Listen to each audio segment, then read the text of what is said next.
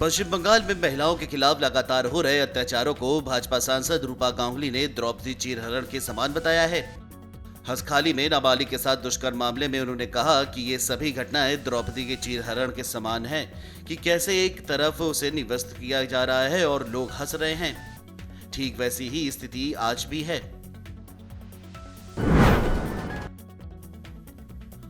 महाराष्ट्र में सियासत गर्म होती जा रही है। यहां राज ठाकरे और उद्धव ठाकरे सरकार की लड़ाई ने तेजी पकड़ ली है। राज ठाकरे हर रोज सरकार को चेतावनी दे रहे हैं। महाराष्ट्र में लाउड स्पीकर की राजनीति तेज हो गई है। महाराष्ट्र नवनिर्माण सेना यानी मनसे प्रमुख राज ठाकरे ने 3 मई तक का अल्टीमेटम देते हुए मस्जिदों से लाउड स्पीकर बंद करने को कहा है। उधर शिवसेना और एनसीपी के नेताओं ने भी बयान जारी किया है। वहीं संजय राउत ने राज ठाकरे को आड़े हाथों लिया और कहा कि ये जो लाउड स्पीकर बज रहा है आजकल ये भाजपा का ही भोपू है, ये सबको पता है। महाराष्ट्र नवनिर्माण सेना प्रमुख राज ठाकरे के मस्जिदों से लाउडस्पीकर हटाने वाले अल्टीमेटम पर उप मुख्यमंत्री अजित पवार ने कहा है कि राज ठाकरे को इतनी अहमियत ना दी जाए। सही वक्त आने पर मैं इसका जवाब जरूर दूंगा। मेरे पास हर सवाल का जवाब है।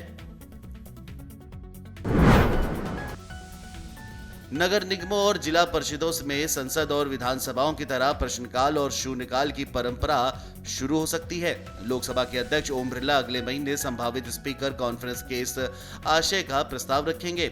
उनका मानना है कि निगमों पार्षदों में ये परंपरा शुरू होने के बाद कार्रवाई के दौरान होने वाले हंगामे से निजात मिलने के साथ ही कार्यपालिका जवाबदेह बनेगी।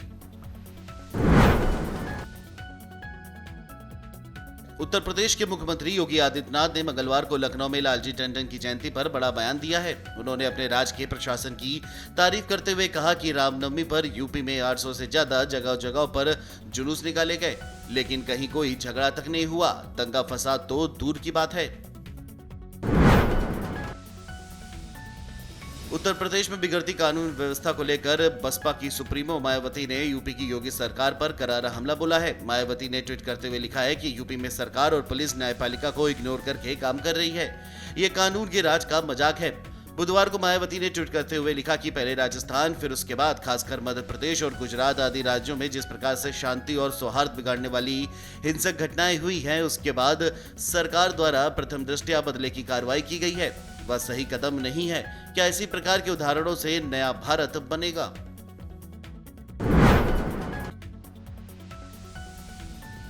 विधान परिषद चुनाव में मिली हार ने सपा की चुनौती बढ़ा दी है। ऐसे में पार्टी को नए सिरे से संगठन को दुरुस्त करना होगा।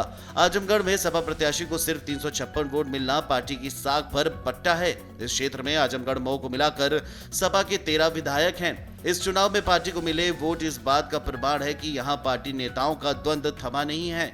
ऐसे में उपचुनाव से पहले शीर्ष नेतृत्व को कील काटे दुरुस्त करने होंगे।